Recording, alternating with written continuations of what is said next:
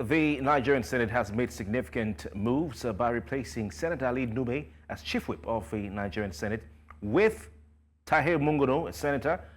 This decision came after the All Progressives Congress, the APC's leadership, directed the Senate to remove Ndume due to his recent criticism of President Bola Tinubu's administration. Don't forget, he said the president had been caged, he's cut off from reality, his aides do not want access to him, and all that. Well, the APC accused Ndume, their member, of making harmful comments that could damage the government's image and hinder foreign investment. So they're saying that Ndume's criticism will hinder foreign investment.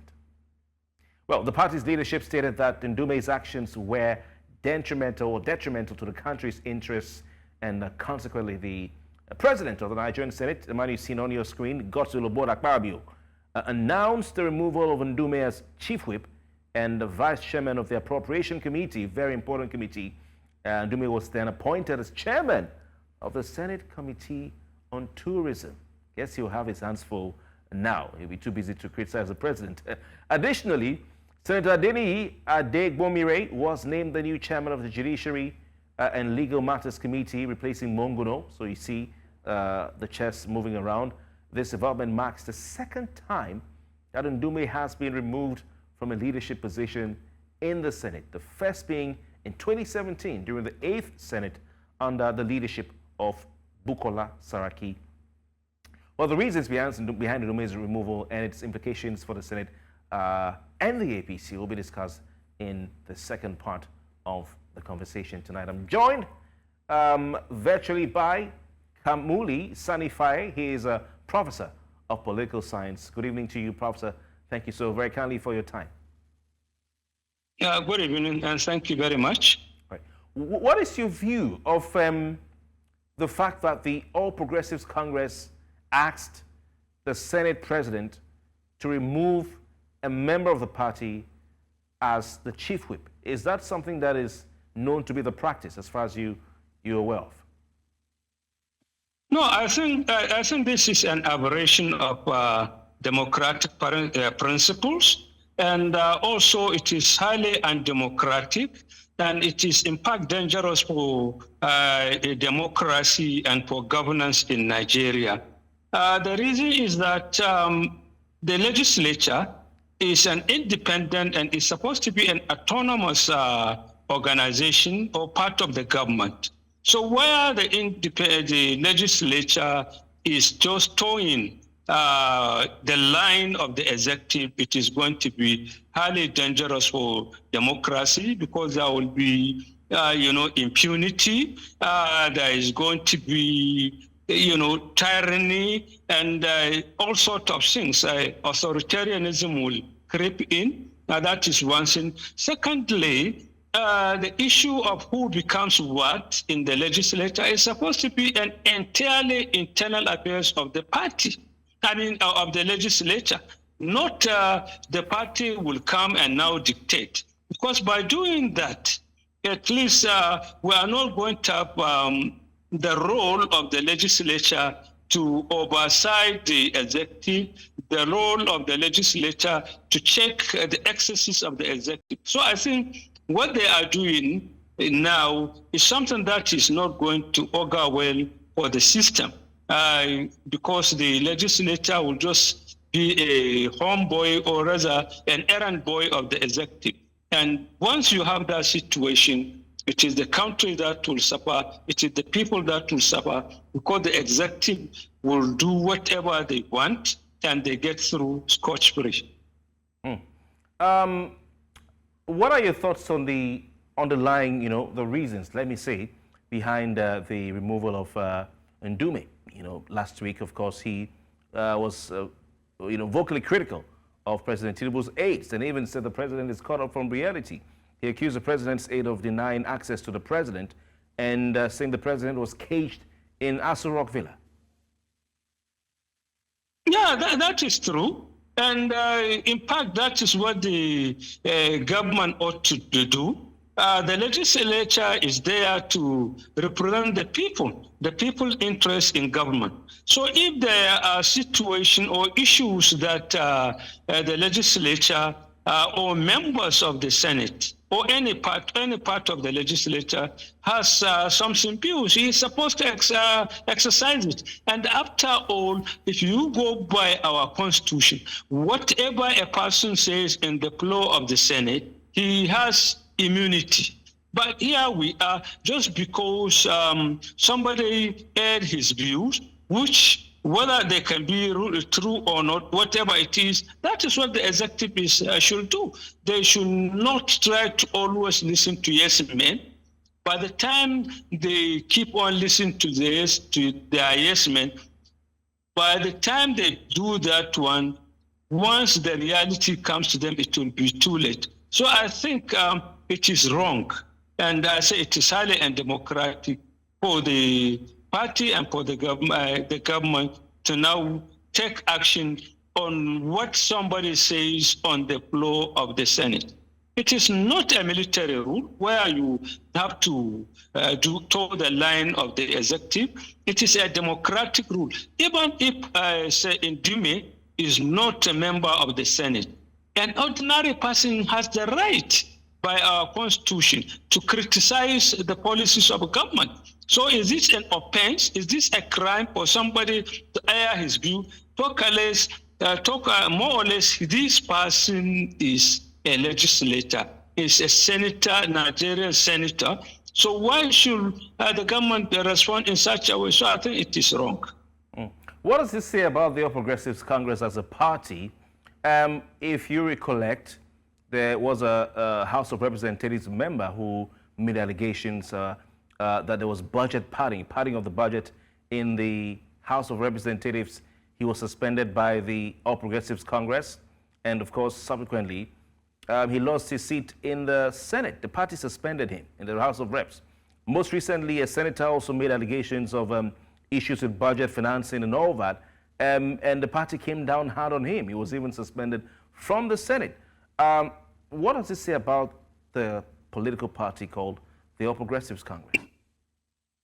I think the party is refusing to learn a lesson from what happened to other political parties. For example, issues like this, the tendency of the party to be so dictatorial was what caused the PDP its position. You know, it fomented crisis by itself, and then the crisis come to hamstring it, to hurt it in the 2015 election. So whatever APC is doing now, I think unless they allow democracy to work, there should be internal democracy, and there should be a tolerance to even the opposition, let alone tolerance of members' view.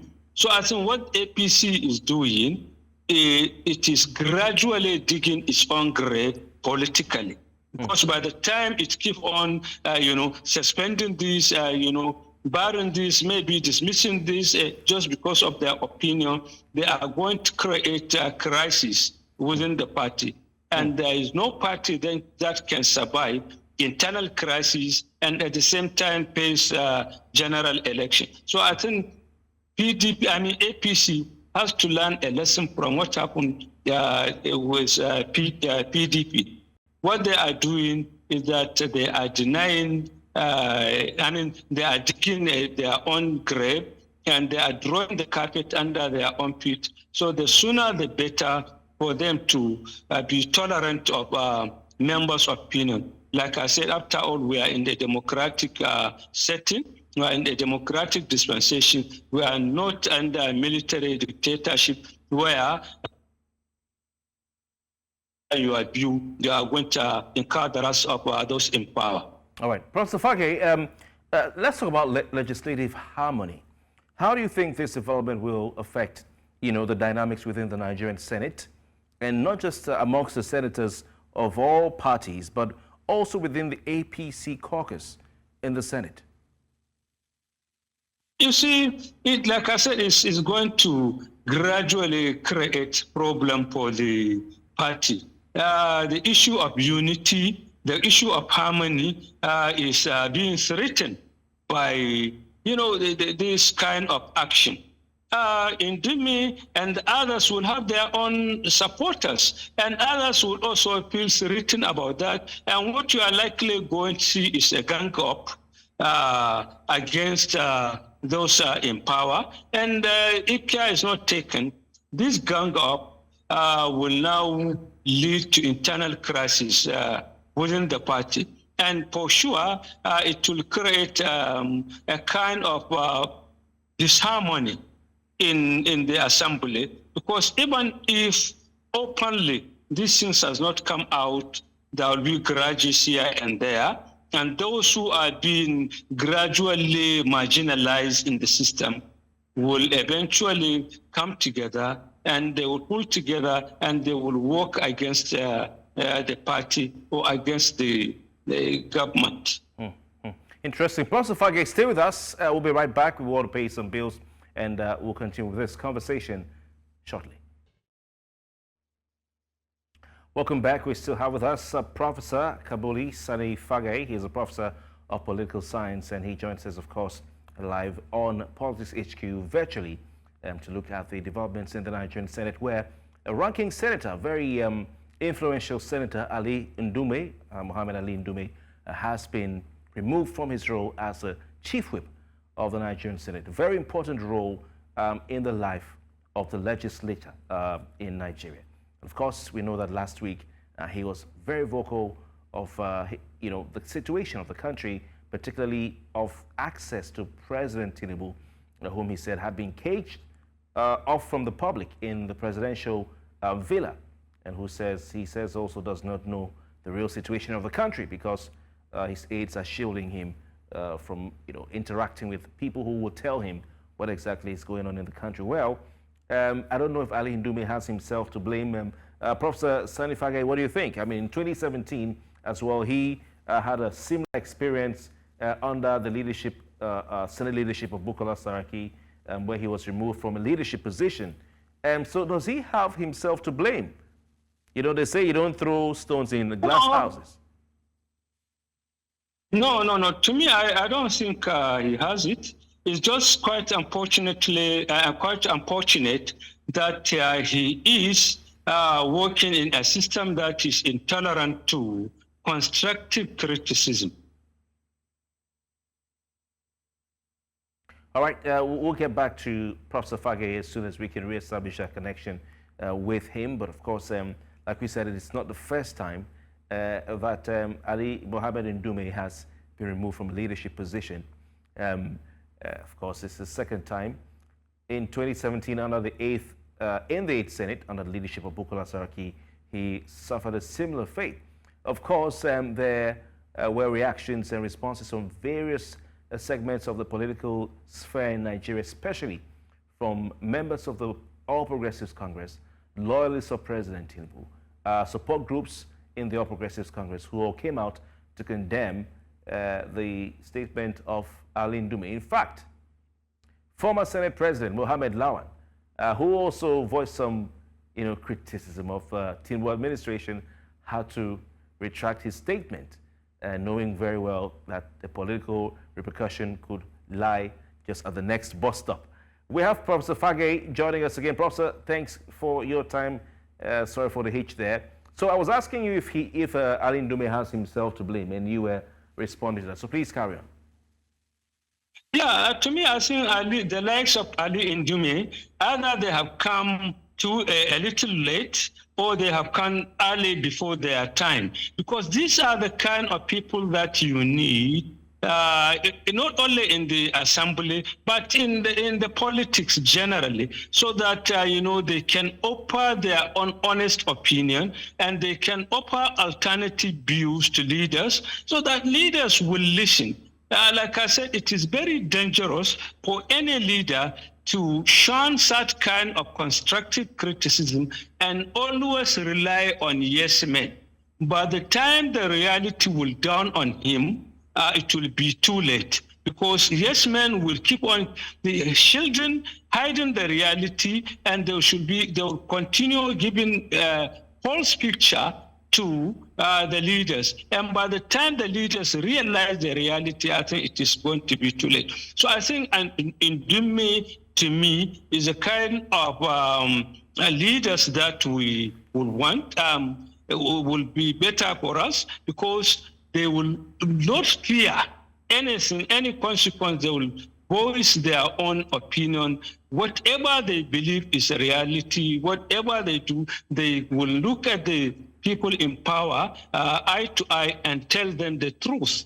But because Ndume is not the kind that will have a kind of double talk, I think that is why I say he's either too early before his time, or he come too late by the time the kind of people who want have gone.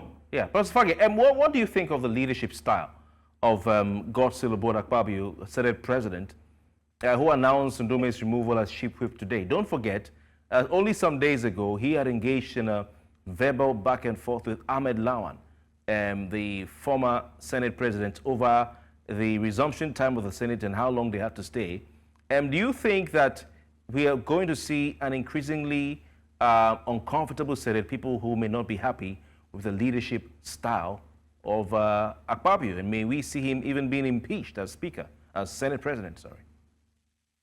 You see, it is now becoming a reality to Nigerians that we are now seeing the reason why the executive was fully, more than 100% behind Akpabio to be the leader, the Senate President, because they know and for sure he's going to do their own bidding. So his own style is a style that is going to make the Senate subservient to the executive, for whatever reason. So whatever the executive wants, he is going to do their own bidding. It is not only about this kind of leadership that we are seeing. On so many issues, he goes to the extent of, bending the rules and bending backward to make sure that the executive get what it wants. So I think this style eventually, if